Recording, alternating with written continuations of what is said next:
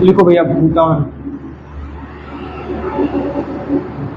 ठीक, मैप में देखो कहाँ है पहले।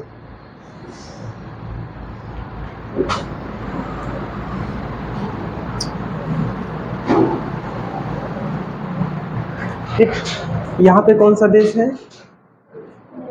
नेपाल। यहाँ पर कौन सा है? भूटान। यहाँ पर कौन सा है? चीन। यही बीच में ये इसे ऐसे आया हुआ है, इसको कहते हैं तिब्बत। ठीक, चीन के कबर में है तो तिब्बत को नहीं लिखते हैं। यहाँ पर क्या है? म्यांमार। तिब्बत बहुत बड़ा देश है। ठीक, यहाँ कौन सा ऐसे आएगा तो बांग्लादेश। ठीक, यहाँ पे एक राज्य जाएगा जो ऐसे करके ऐसे आएगा, यहाँ पर एक राज्य है। ठीक, तो वो कौन सा होगा? ये है पश्चिम बंगाल।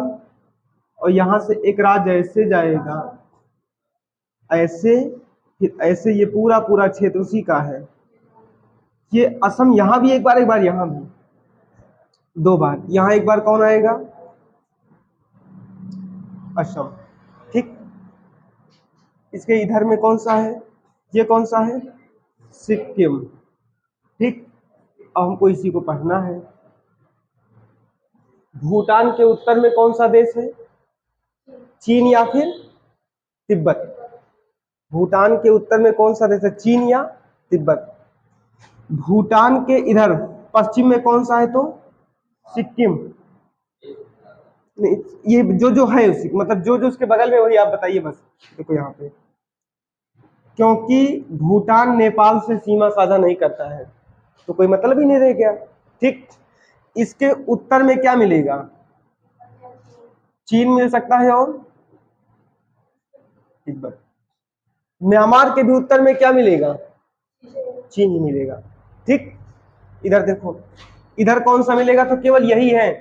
भूटान के पूर्व में केवल केवल सिक्किम। नेपाल क्यों नहीं मिलेगा? क्योंकि नेपाल भूटान से सीमा साझा नहीं करता। चीन आके मिल जाएगा ना यहाँ पे। ठीक, तो इधर कौन सा मिलेगा? सिक्किम। ठीक, दक्षिण में कौन मिलेगा? दक्षिण में आपको मिलेगा पश्चिम बंगाल और असम। असम है यहाँ जरूर पूरब में, लेकिन सीमा साझा कहाँ करता है? दक्षिण में। ठीक, तो इसके दक्षिण में मिलेगा असम, और उसके बाद पश्चिम बंगाल। इधर आओ, इधर आपको एक राज्य मिलेगा, कौन सा जाता है? अरुणाचल प्रदेश है ना, तो इधर मिलेगा अरुणाचल प्रदेश।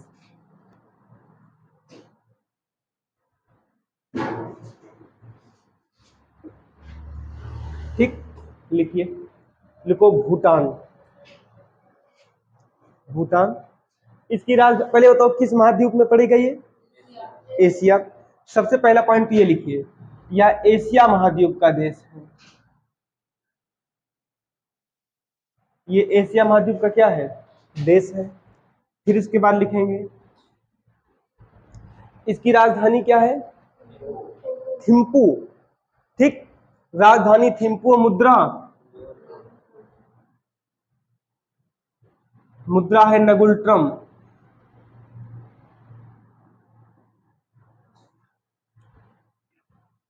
मुद्रा, मुद्रा है नगुल ट्रम। ठीक, फिर समझो, भूटान जैसे नेपाल पूरा पूरा किस पे स्थित है? नेपाल पूरा पूरा स्थित है पहाड़ पे, वैसे पूरा पूरा स्थित है ये क्या कहते हैं? भूटान। कहाँ पे? पहाड़ में ही। भूटान भी पूरा पूरा पहाड़ पे है, नेपाल भी पूरा पूरा कहाँ है? पहाड़ पे ही है। तो लिखिए, लिखो भूटान पूर्ण रूप से नेपाल वो हिमालय में स्थित है। भूटान पूर्ण रूप से हिमालय में स्थित है। ठीक, हिमालय में स्थित है। ठीक, आगे देखो, इधर साइड में जो भूटान का जो दक्षिणी वाला हिस्सा है वो थोड़ा सा क्या है, खेती वाला है, बाकी ये पहाड़ पे है। तो अच्छा देखो, नेपाल भूटान के बगल में कहीं तुमको कोई समुद्र दिख रहा है? नहीं। ये पूर्ण रूप से कौन सा देश है? स्थल अवरुद्ध। ये चारों तरफ से किससे घिरा हुआ है? स्थल से घिरा हुआ है। लिखिए, भूटान पूर्ण रूप से स्थल अवरुद्ध देश है। और यही चीज लिख लो, चाहो तो नहीं को पूरा लिखाएं कि ये लिख लो, ज्यादा अच्छा रहेगा। भूटान पूर्ण रूप से स्थल अवरुद्ध देश है। इसके बगल में कहीं समुद्र या फिर ऐसा कुछ नहीं है। ठीक, स्थल अवरुद्ध देश है, ऐसे लिख लो। बीच में लिखो भूटान, उत्तर में क्या मिलेगा? चीन या तिब्बत, दक्षिण में क्या मिलेगा? असम या वेस्ट बंगाल, यहां सब दिख भी रहा है। ठीक, और इसके पूरब में क्या मिलेगा? अरुणाचल प्रदेश। लिखो, ये ऐसे बना लो, बस लिखना नहीं, ऐसे बनाओ। स्थल अवरुद्ध देश है ना, उसी बाद इसको लिख लो, नीचे बना लो। इसके पूरब में क्या मिलेगा? सिक्किम। ठीक, ऐसे बना लीजिए।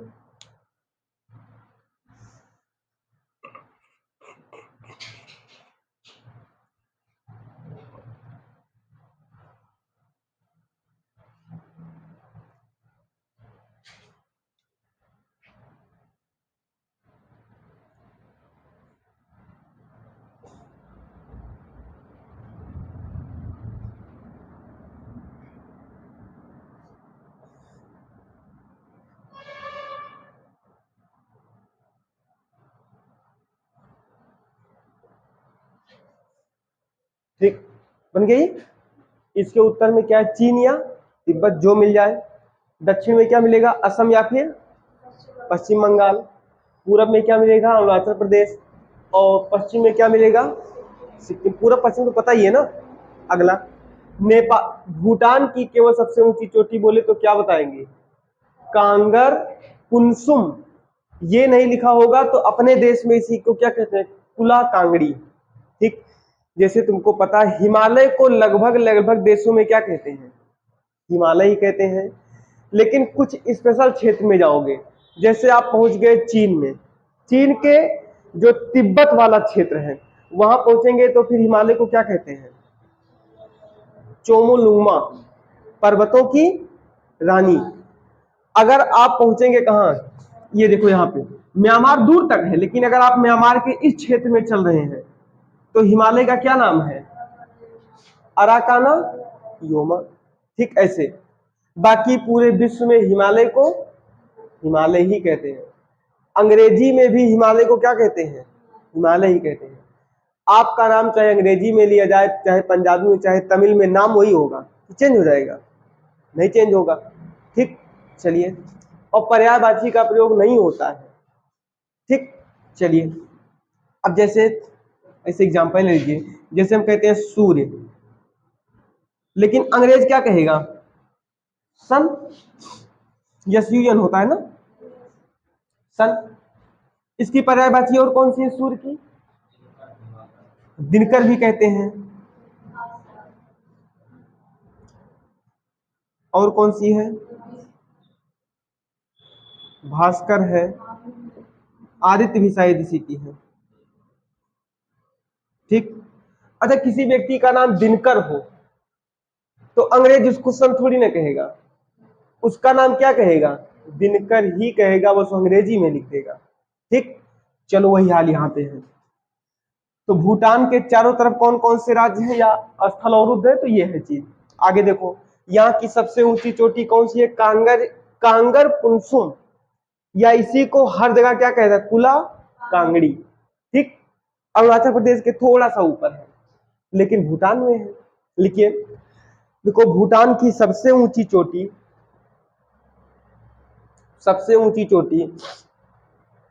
कांगर पुनसुम या फिर कुला कांगड़ी है। कांगर पुनसुम या फिर कुला कांगड़ी है। ठीक,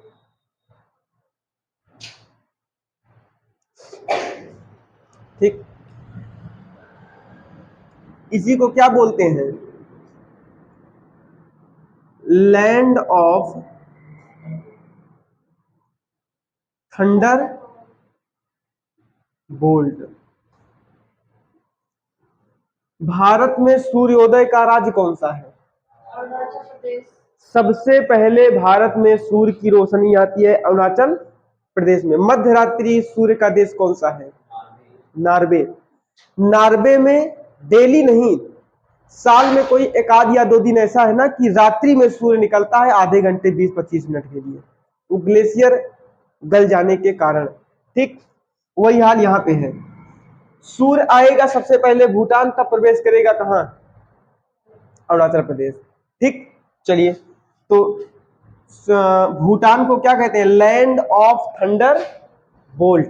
ठीक लिखिए, भूटान को ही लैंड ऑफ थंडर बोल्ट के नाम से भी जानते हैं। लैंड ऑफ थंडर बोल्ट के नाम से भी जानते हैं।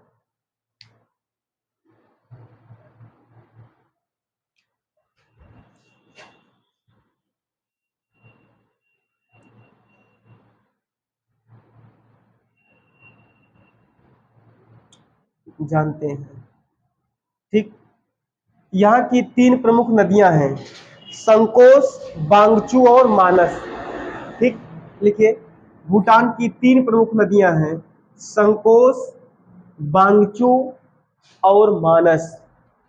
ठीक, मानस एक नेशनल पार्क है, कहाँ? असम में। ठीक,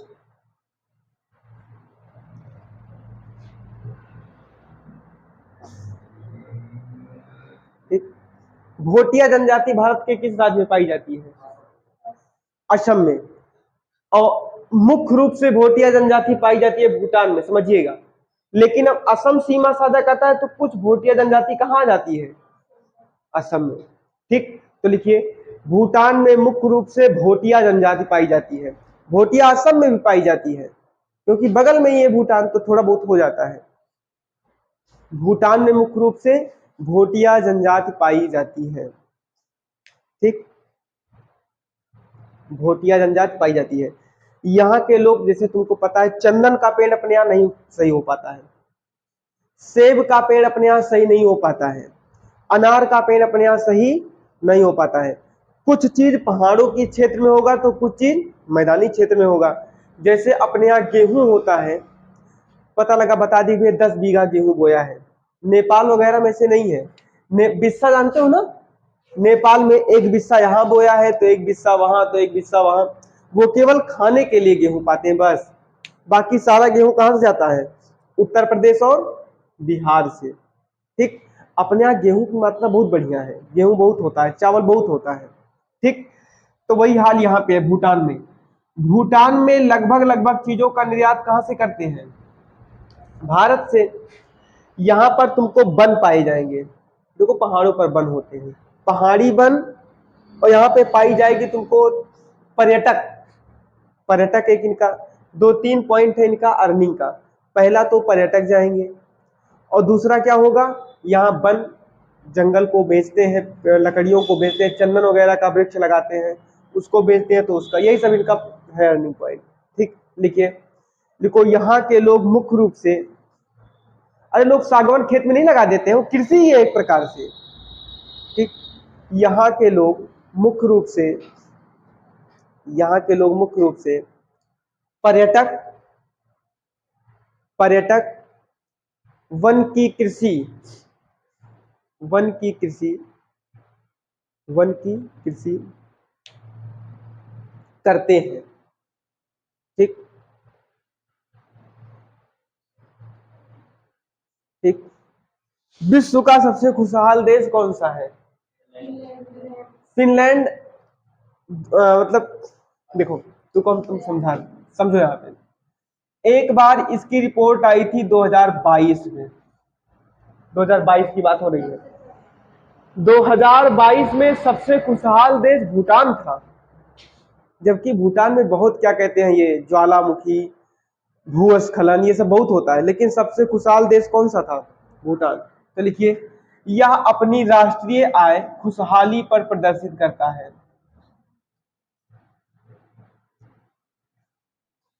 यह अपनी राष्ट्रीय आय, राष्ट्रीय आय को इंग्लिश में क्या कहते हैं? National income.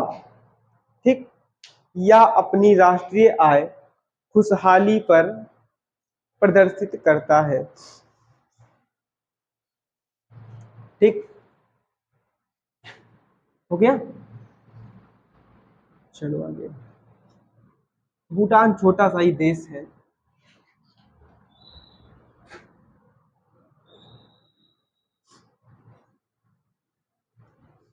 चीन के बगल जितने भी देश हैं भैया ना, चीन सभी देशों को डरा के रखता है, केवल भारत को छोड़ के। ठीक, चीन के बगल जितने भी देश होंगे सबको चीन परेशान करता है। देखो इधर, अब हेडिंग लिखो म्यांमार, और म्यांमार लेके चलते हैं।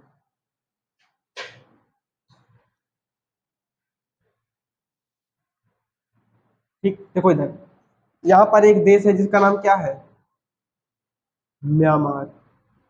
ठीक, यहां पर आपको कौन सा राज्य मिलता है, नागालैंड। यहां पर कौन सा है, मणिपुर। यहां पर कौन सा है, मिजोरम। अरुणाचल प्रदेश। अरुणाचल प्रदेश इससे नहीं है। 4 देश हैं। अरे 4 राज्य हैं इसके साथ। अरुणाचल प्रदेश सीमा साझा करेगा, 3 देश है इससे, अरुणाचल प्रदेश से 3 देश, चीन, भूटान, म्यांमार। ठीक, अरुणाचल प्रदेश से 3 देश है अरुणाचल प्रदेश। ठीक है। इधर आएंगे तो म्यांमार के ठीक बगल कौन सा देश है, कंबोडिया। ठीक, यहां पर एक देश मिले, कौन सा,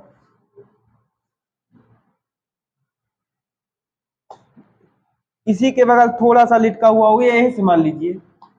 यहां पर कौन सा है, थाईलैंड। ठीक, इधर आएंगे तो कौन सा देश मिलेगा, बांग्लादेश। ठीक, अब ये कहेंगे हम, म्यांमार के पश्चिम में कौन सा देश है, भारत और बांग्लादेश। राज्य न देकर के तीसरा देश दे देगा। ठीक, क्योंकि जब बात होती है देश की तो देश से देश पूछता है। बाकी हमको याद है म्यांमार के साथ क्या है, अरुणाचल प्रदेश, नागालैंड, मणिपुर और मिजोरम। ठीक, तो एटीएम करके इसकी ट्रिक है। ठीक, म्यांमार, और इसके इधर क्या मिलेगा, थाईलैंड और कंबोडिया। इसके ऊपर क्या मिलेगा, चीन। यहां पर कौन सा देश है, चीन, और नीचे क्या मिलेगा, यहां पर बंगाल की खाड़ी। ठीक, ये ऐसे मैप आएगा, ऐसे लिटकता हुआ चला आता है ऐसे। ठीक, यहां देखेंगे ना विश्व मैप, तो यहां तुमको एक भारत की नक्शा दिखेगा। यहां पे देखो, ऐसे थोड़ा सा ऐसे बना है, ये एक ऐसे आएगा और ऐसे करके जाएगा, तो एक मैप यहां बनता है, लेकिन श्रीलंका यहां है। इसी से हमको कंफर्म होता है कि भारत कहाँ है, यहाँ है। एकदम भारत का नक्शा यहाँ भी बनता है, प्रायद्वीप वाला। उत्तर भारत का आप कंफर्म नहीं कर पाओ क्योंकि स्थल अवरुद्ध हो जाता है। ठीक, तो भारत का मैप यहाँ है म्यांमार, ऐसे देखो चला आया है। ठीक, और नीचे यहाँ पर कौन सा वो है, बंगाल की खाड़ी। ठीक, तो यहाँ पर आप लिख सकते हैं इसे म्यांमार। म्यांमार के उत्तर में क्या मिलेगा, चीन। इधर क्या मिलेगा, थाईलैंड और कंबोडिया। नीचे क्या मिलेगा, बंगाल की खाड़ी। इधर क्या मिलेगा, भारत तो लीगल है क्योंकि बांग्लादेश के साथ म्यांमार सीमा साझा नहीं करता है। इस चीज को नोट में रखना है। ठीक, लेकिन लिख लो, यहां पर कौन सा है, बांग्लादेश भी है। अंग्रेजों को जब कोई बहुत परेशान करता था ना, तो अंग्रेज उसको भेजते थे कौन सी जेल, मांडले जेल। और मांडले जेल कहाँ है, म्यांमार में। पूरे भारत के उस समय म्यांमार, भूटान, नेपाल, अफगानिस्तान था, पाकिस्तान, बांग्लादेश, ये सब देश नहीं हुआ करते थे।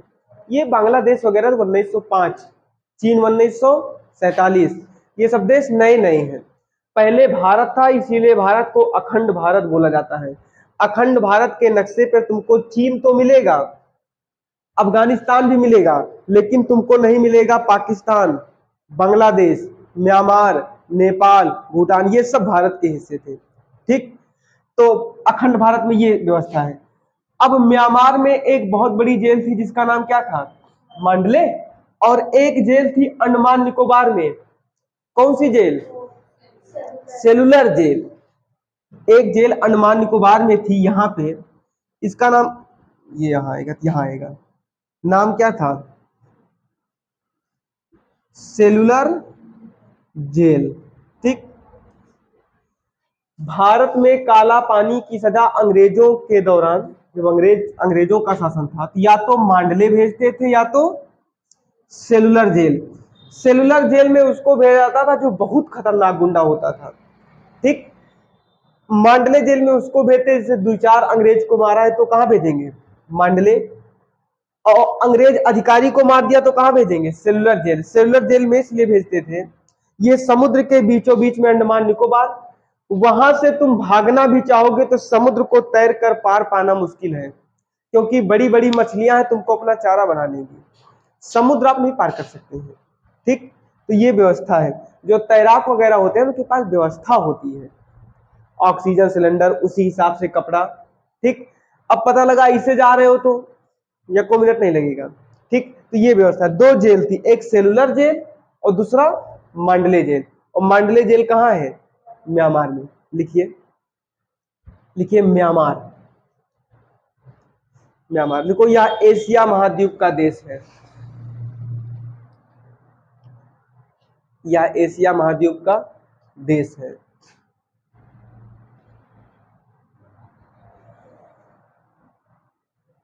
एशिया महाद्वीप का देश है। लिखो, इसकी अंतरराष्ट्रीय सीमा साझा होती है, इसकी अंतरराष्ट्रीय, इंटरनेशनल बाउंड्री, इसकी अंतरराष्ट्रीय सीमा साझा होती है। बस इसी को ऐसे बना लो, अगर बना पाओ तो ये आसान होता है समझने में। ठीक, इसकी अंतरराष्ट्रीय सीमा साझा होती है। ऐसे लिखो, म्यांमार, उत्तर में चीन, दक्षिण में बंगाल की खाड़ी, पूर्व में थाईलैंड या फिर कंबोडिया, और इसके इधर क्या मिलेगा, भारत या बांग्लादेश। इसी को बनाओ प्लस का निशान लगा करके।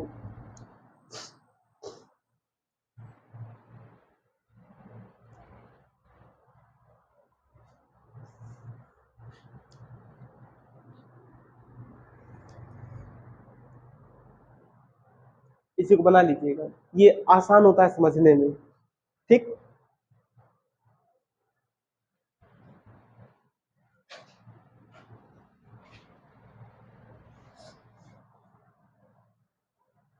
अच्छा, भूटान के साथ भारत के कौन कौन से राज्य सीमा साझा करते थे,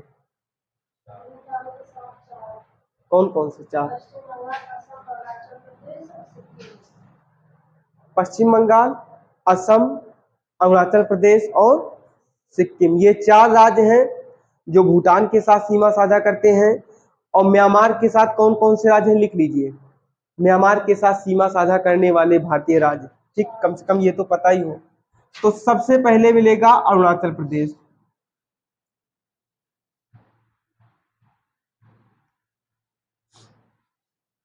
अरुणाचल प्रदेश के बाद नागालैंड, उसके बाद मणिपुर, मणिपुर के बाद मिजोरम। ठीक, ये इतने राज्य हैं जो म्यांमार के साथ अंतरराष्ट्रीय सीमा साझा करते हैं। 4 राज्य हैं ये। म्यांमार के साथ सीमा साझा करने वाले भारतीय राज्य कौन कौन से हैं, अरुणाचल प्रदेश, नागालैंड, मणिपुर और मिजोरम। मिजो पहाड़ी, और मणिपुर में कौन सी पहाड़ी है भैया, कौन सी, लैमाटोल, लैमाटोल की पहाड़ियां। नागालैंड में नागा पहाड़ी, आप चोटी बता रहे हैं, नागा पहाड़ी। यहां पर कौन सा है, अबला, मिकिर, ऐसे मतलब ऐसे पहाड़ियां हैं, रेगमा। ठीक, तो ये यहाँ की पहाड़ियां, बराइल, याद है कि नहीं, ये यहाँ की पहाड़ियां हैं। नागा पहाड़ी, मणि, लैमाटोल पहाड़ी, ठीक, मणि पहाड़ी भी है, लैमाटोल पहाड़ी और मिजो पहाड़ी। ठीक, यहाँ मतलब राज्य के छोटे छोटे राज्य हैं। उत्तर प्रदेश जितना वो 7 बहनें हैं ना, 7 बहनें, 7 सिस्टर यही हैं। ऐसे कटा होता है ऐसे, 7 सिस्टर पूरा ले लीजिए और उत्तर प्रदेश अकेला 7 राज्य वो पूरे ले लीजिए और इधर उत्तर प्रदेश अकेला, तब वो उत्तर प्रदेश की जनसंख्या ज्यादा बैठेगी। ठीक, जितने में 7 लोग हैं ना उतने में यहाँ अकेले। ठीक, चलिए आगे, हो गया ना इतना, ये कंफर्म हो गया। अब लिखिए एक एक पॉइंट। यहाँ पे देखो, हिमालय ऐसे आता है, हिमालय ऐसे आके ऐसे मुड़ा हुआ है, पता है कि नहीं? इस मुड़े हुए हिमालय को क्या कहते हैं? उत्तर पूर्वी हिमालय। और इसको म्यांमार में एक स्पेशल नाम दिया गया है, कौन सा? अराकाना, अराकाना योमा। ठीक, लिखो, लिखिए म्यांमार, म्यांमार में उत्तर पूर्वी हिमालय का विस्तार है। म्यांमार में उत्तर पूर्वी हिमालय का विस्तार है, जिसे अराकाना योमा के नाम से जाना जाता है, जिसे अराकाना योमा के नाम से जाना जाता है। ठीक,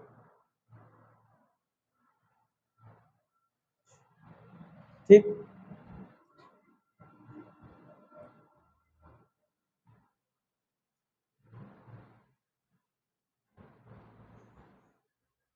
ठीक, यही अराकाना योमा की सबसे ऊंची चोटी कौन सी है? हाकाका बोराजी। ठीक, लिखिए, लिखो, अराकाना योमा की म्यांमार में सबसे ऊंची चोटी, अराकाना योमा की म्यांमार में सबसे 5000 मीटर से ऊपर है। ठीक, अराकाना योमा की म्यांमार में सबसे ऊंची चोटी हाकाका बोराजी है, हाकाका बोराजी है। ठीक,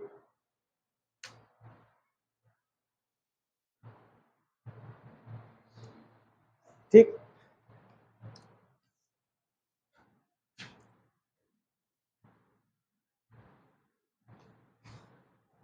सालबीन, इरावदी, और एक नदी कौन सी है? सितांग। ठीक, ये यहाँ की 3 प्रमुख नदियां हैं और इन्हीं 2 नदियों के बीच में क्या है? दोआब का क्षेत्र। इन्हीं, अभी तुमको इसमें 3-4 चीज बताना है। इसमें तुमको ये बताना है कि सुदूर पूर्व चावल का कटोरा, सुनहरा त्रिभुज, अफीम की खेती, सब अलग अलग है। ठीक, तो कई चीज यहाँ पे लिखना, लिखिए, लिखो, म्यांमार की 3 प्रमुख नदियां और भी है, 3 प्रमुख है, 3 प्रमुख नदियां हैं, सालबीन, इरावदी और सितांग। ठीक, इंद्रावती कहाँ की है? छत्तीसगढ़ की जीवन रेखा इंद्रावती और म्यांमार की जीवन रेखा इरावदी। ठीक, लाइफ लाइन। ठीक, यहाँ की प्रमुख नदियां हैं, ये गलत लिखा है क्या? सालवीन, इरावदी और सितांग। ठीक, सालबीन, इरावदी और सितांग। ठीक, अब ये पॉइंट लिखना नदियों से संबंधित। नंबर 1 लिखो, नंबर 1 लिखो, इरावदी नदी को म्यांमार की जीवन रेखा कहते हैं। इरावदी नदी को म्यांमार की जीवन रेखा कहते हैं। ठीक, ठीक,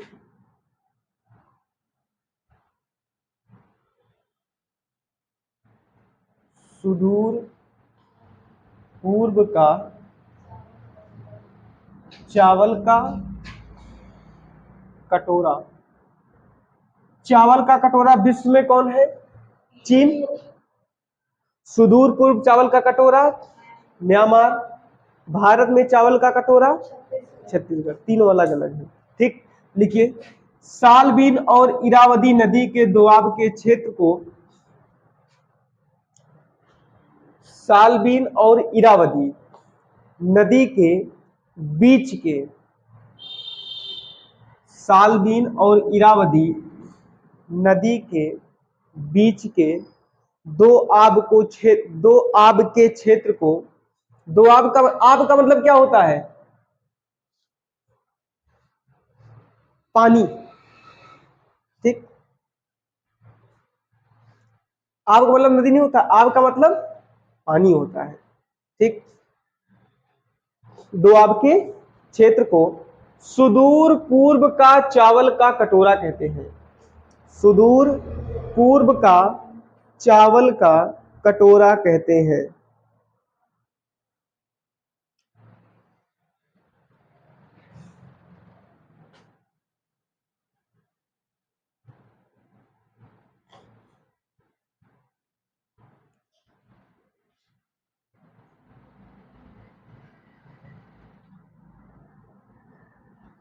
ठीक, आगे देखो, सालबीन नदी के पूर्व में एक सुनहरा त्रिभुज है और जिसमें केवल केवल किसकी खेती होती है? अफीम की। ठीक, अफीम लगाना कानूनी क्या है? अपराध है। दारू का ठेका चलाना अपराध है, लेकिन यदि आप लाइसेंस लिए तो कोई दिक्कत नहीं है।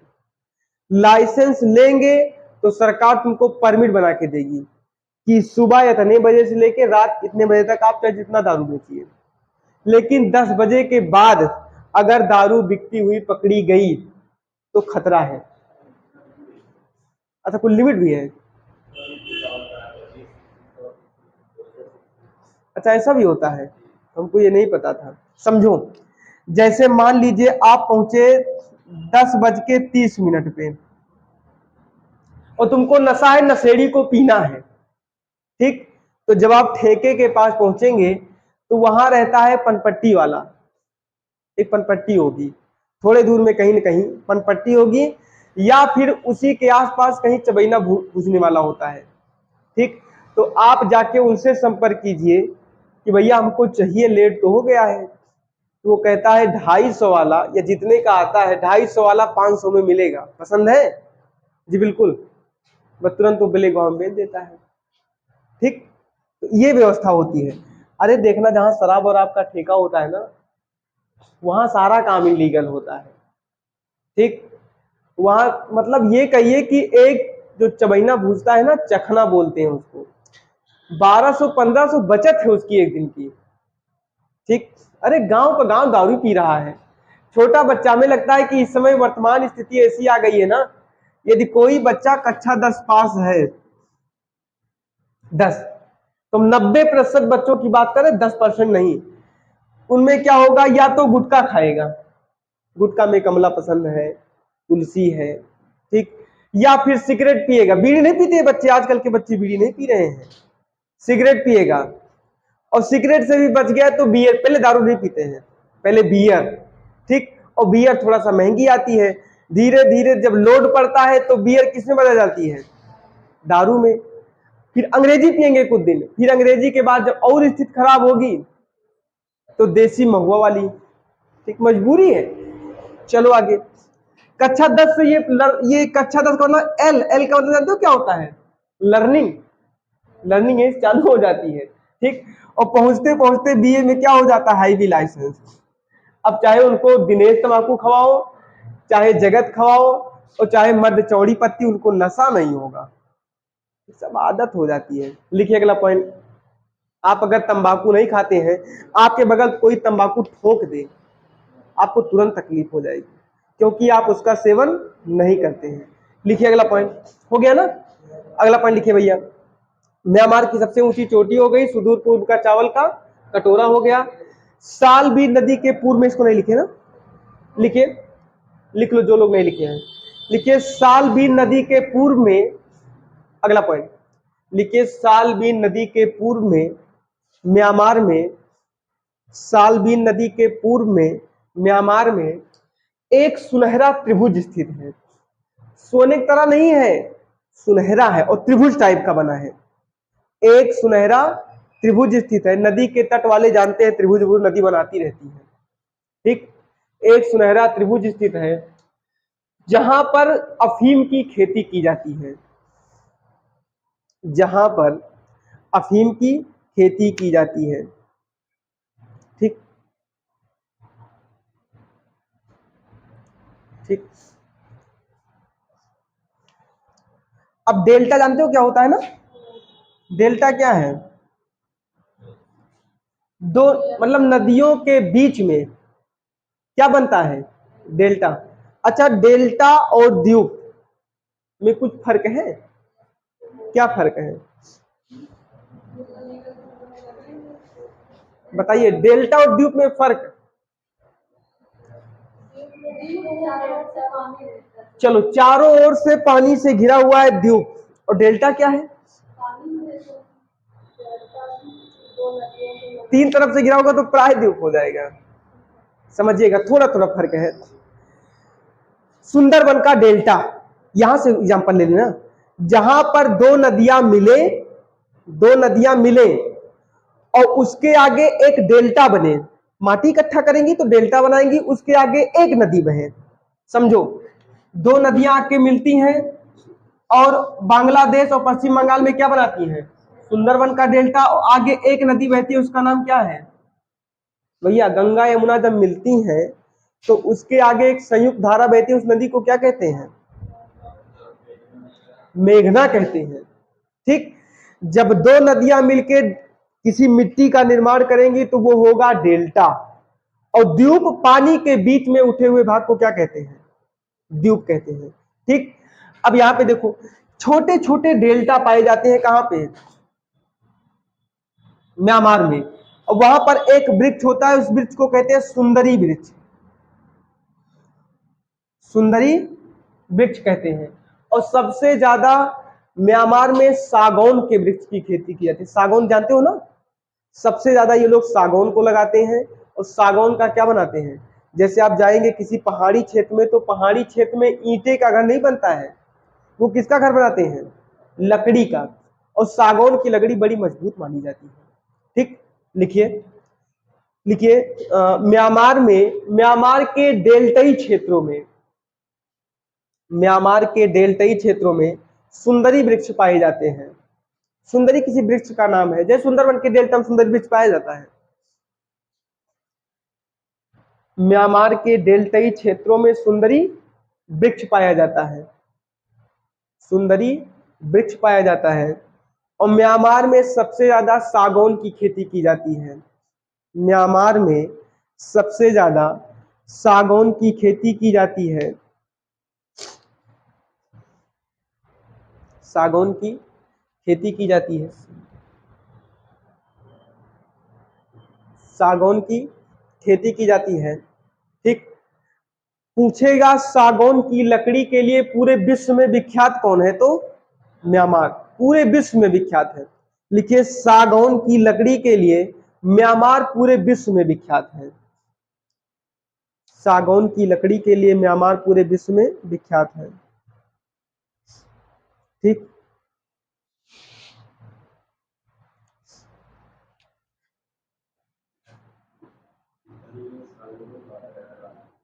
क्या भैया? बिल्कुल। सागौन की अगर आपको खेती देखना है तो हम आपको बता दें, आप जाओ देख लो। आप यहां से जाइए काधू नाला, सागौन है, और मजा ने को पेड़ काट लाओ। अगर आप सागौन का एक पेड़ काटते मिले तो वहां जाओगे ना, वेटलैंड, जब सुरंग में हलने लगोगे, उसी से पहले एक बोर्ड टंगा है, उसमें लिखा है एक पेड़ काटने पर 5,000 रुपए का जुर्माना, या फिर 3 साल की सजा, या दोनों भी हो सकता है। मतलब एक पेड़ अगर आप काटते मिले तो आपको 3 साल की सजा, एक पॉइंट, या फिर 5,000 का जुर्माना, या फिर दोनों हो सकता है। ठीक। तो ये व्यवस्था, पेड़ आप किसी भी जंगल में आप पेड़ नहीं काट सकते। जो सरकारी जंगल है वहां पे एक व्यक्ति नियुक्त होता है जंगल को रखाने के लिए। ठीक। अगला पॉइंट लिखिए। आपको देखते हो ना, कुछ लोग ऐसे भी होते हैं गांव में, सारे उंगलियों में एक एक अंगूठी पहनते हैं। नीलमणि, पुखराज बहुत बढ़िया पत्थर होता है, पत्थर है। उसके बाद में मणिक, ये सब पत्थर की श्रेणी में आते हैं। लोग कहते हैं इससे ग्रह दूर होती है। तो अलग अलग प्रकार की अलग अलग अंगूठियां लोग पहनते हैं केवल अपने कष्ट को दूर करने के लिए। तो ये जो पत्थर है नीलम और मणिक, ये पत्थर ज्यादातर पाए जाते हैं म्यांमार में। ठीक, हिमालय है, हिमालय में, अरे हिमालय में कहीं लिथियम भरा है, हिमालय में कहीं कोयला भरा है, हिमालय में कहीं सोने की खान है, हिमालय में कहीं चांदी की खान है। भगवान ने सभी धातुओं को पर्वतों के नीचे ढक के रखा है, छुपा के रखा है। ठीक, लिखिए, लिखो म्यांमार में नीलम और मणिक जैसे पत्थर, कीमती पत्थर पाए जाते हैं। म्यांमार में नीलम और मणिक जैसे कीमती पत्थर पाए जाते हैं। अरे पत्थरों की बड़ी कीमत है। ठीक ठीक,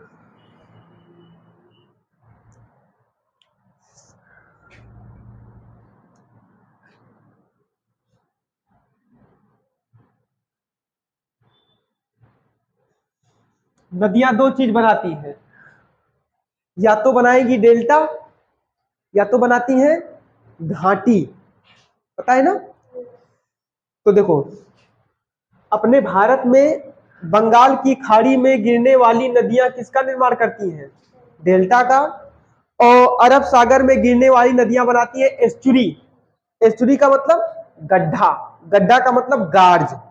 ठीक, और नदियां जब बहती हैं तो कुछ ना कुछ घाटी का निर्माण करती हैं। ठीक, और इरावदी नदी की घाटी में पेट्रोलियम का भंडार पाया जाता है। इरावदी नदी जिधर जिधर बहेगी वो समझ लेना पेट्रोलियम वाली रास्ता को क्लियर करके चलती है।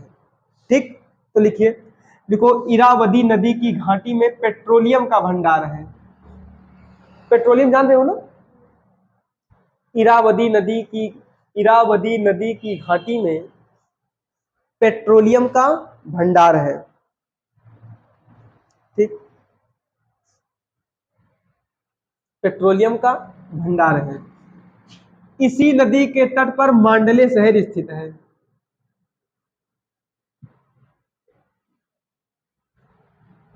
इसी नदी के तट पर मांडले शहर स्थित है। ठीक, हो गया। देखो 1800 के दशक के दौरान, 1800 मतलब 1801 से 1800 दशक के दौरान, 1800 के दशक के दौरान सबसे प्रसिद्ध जेल मांडले जेल थी। सबसे प्रसिद्ध जेल कौन सी थी? मांडले। ठीक, आप जाएंगे म्यांमार के पूर्वी क्षेत्र में तो वहां पर एक मुस्लिम होते हैं जिनको कहते हैं रोहिंग्या मुस्लिम। मुस्लिमों में कौन से मुस्लिम? रोहिंग्या।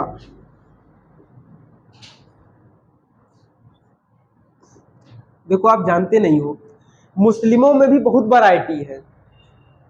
कोई इदरिसी है, कोई सैयदा है, कोई पीर है, कोई फकीर है, कोई रोहिंग्या है। मतलब मुस्लिमों में भी बहुत सारी वैरायटियां हैं। ठीक, तो एक मुस्लिम होते हैं रोहिंग्या मुस्लिम, वो म्यांमार के पूर्व में पाए जाते हैं। ठीक, बहुत छोटे अल्पसंख्यक है ये वहां पे। अगला देखिए, अच्छा रोहिंग्या मुस्लिम ये थोड़ा सा अपने आप में खतरनाक अपने आप को समझते हैं ये। ठीक, लिखिए, लिखो म्यांमार के पूर्व में अल्पसंख्यक की मात्रा में, म्यांमार के पूर्व में अल्पसंख्यक की मात्रा में रोहिंग्या मुस्लिम पाए जाते हैं। रोहिंग्या, ये लिखा है, ये देखो, म्यांमार के पूर्व में रोहिंग्या मुस्लिम पाए जाते हैं। ये अल्पसंख्यक है वहां पे। अल्पसंख्यक का मतलब जिनकी संख्या बहुत कम है। ठीक, अल्पसंख्यक की मात्रा में। फिर देखो अगला पॉइंट, ऐसे यहां पे देखिए, सबसे ज्यादा बौद्ध धर्म चलता है म्यांमार में। म्यांमार में सबसे ज्यादा बौद्ध धर्म के क्या है? अनुयायी हैं। लेकिन जिस तरह भारत में बौद्ध धर्म चल रहा है उस तरह वहां पे बौद्ध धर्म नहीं चलता है। बौद्ध धर्म कुछ देशों में बहुत अच्छा चलता है, यहाँ पे अपने यहाँ सिस्टम खराब है। ठीक, बाकी आप देशों में जाएंगे ना तो बौद्ध धर्म में भगवान बुद्ध की शिक्षाओं का अनुकरण करके वो लोग चलते हैं। और भगवान बुद्ध की शिक्षाएं क्या थी? अपरिग्रह, अस्तेय, और कौन सा था? ब्रह्मचर्य तो है ही। अस्तेय, अपरिग्रह, अरे जरूरत से ज्यादा धन ना इकट्ठा करें, चोरी ना करें, और उसके बाद में अहिंसा, हिंसा ना करें, किसी लड़ाई झगड़ा ना करें, और एक और है, एक भूल रहे हैं हम,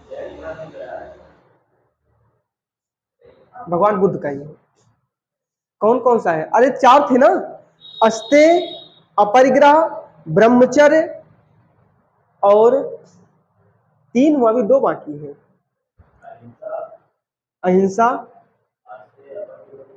अहिंसा, आस्तेय, अपरिग्रह, ब्रह्मचर्य। अब ये एक और बचा है, ब्रह्मचर्य को लेकर 5वां उपदेश था इनका ये। ठीक, 5 उपदेश दिए थे, और 5 उपदेश तुमको एक बार बताए हैं। भगवान बुद्ध जब घर से निकले थे तो 3 चीज लेकर के निकले थे। हकीकत में 3 पिटक है ना, त्रिपिटक। तो जब आप पढ़ेंगे सुक्त पिटक, अभिधम्म पिटक, अभिधम्म पिटक जब आप पढ़ेंगे तो उसमें भगवान बुद्ध ने साफ साफ लिखा है। उसमें भगवान बुद्ध 3 चीज लेकर के निकले थे। एक तो था कमंडल, और दूसरा क्या था? बेना, तीसरा क्या था? तकिया। यही 3 चीज भगवान बुद्ध अपने साथ लेकर के निकले। भगवान बुद्ध कुछ दूर गए जंगल में, जाने के बाद देखे तो सबसे पहले देखे कमंडल, देखे झरझर झरझर पानी गिर रहा है पहाड़ों से। भगवान बुद्ध ने कहा फालतू में एक और चीज लेके चल रहे हैं। भगवान बुद्ध ने कमंडल को तुरंत क्या कर दिया? त्याग दिया, झरने से, नदी नाला से पानी पीना शुरू। आगे चले, एक पेड़ के नीचे बैठे तो हवा चल रही थी। भगवान बुद्ध ने कहा जब हवा है तो हमको क्या जरूरत है बेना लेके चलने की? भगवान बुद्ध ने बेना का भी क्या कर दिया, वो जो पंखा होता है हाथ वाला, तकिया। भगवान बुद्ध उसी पेड़ के नीचे रात्रि में विश्राम किए, तकिया लगाए थे, तो तकिया में जीव लगा हुआ था। तो भगवान बुद्ध ने हाथ रखा तो हाथों तकिया का काम कर गया। भगवान बुद्ध ने कहा जब हाथ से तकिया का काम हो सकता है तो तकिए का क्या हो सकता? भगवान बुद्ध ने तकिए को क्या कर दिया? छोड़ दिया। वही कहा गया कि जरूरत से ज्यादा धन इकट्ठा ना करें। ठीक, लिखिए, लिखो, म्यांमार में सबसे ज्यादा बौद्ध धर्म के अनुयायी पाए जाते हैं। म्यांमार में सबसे ज्यादा बौद्ध धर्म के अनुयायी पाए जाते हैं। ठीक, म्यांमार समाप्त हो गया। अगला देश रहेगा बांग्लादेश, जो कल पढ़ेंगे।